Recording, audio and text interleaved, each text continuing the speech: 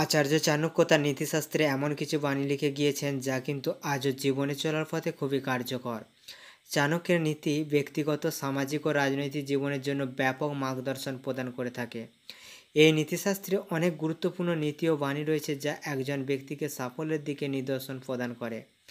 আচার্য চাণক্য নীতিশাস্ত্রে একজন ব্যক্তি এমন কিছু অভ্যাসের কথা বলা হয়েছে যার কারণে মানুষ ধীরে ধীরে দরিদ্র হয়ে যায়, তাই এই বদ অভ্যাস ত্যাগ করা উচিত।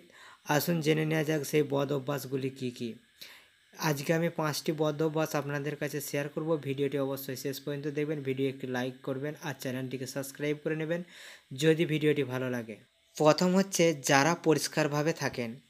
আচার্য চাণক্যের মতে যারা পরিষ্কার পরিচ্ছন্নভাবে থাকেন না এবং পরিষ্কার পোশাক পরেন অথবা নিজেদের আশপাশ পরিষ্কার করেন না, এরকম মানুষ কিন্তু সর্বদা দারিদ্র্যের মতো জীবনযাপন অতিবাহিত করেন।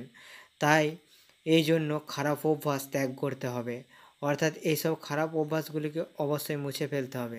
2 নম্বর হচ্ছে যাদের কথায় মিষ্টতা নেই।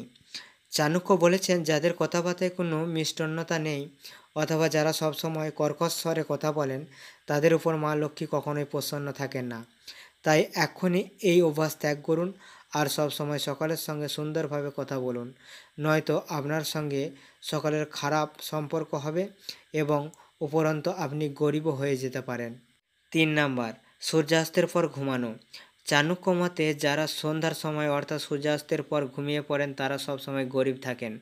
এই সময় যারা ঘুমোয় তাদের উপর কিন্তু কখনো মা লক্ষ্মী প্রসন্ন থাকে না। এই জন্য ভুলেও সূর্যাস্তের সময় ঘুমানো উচিত নয়। এরপরে 4 নাম্বারে আসি, অলসতা।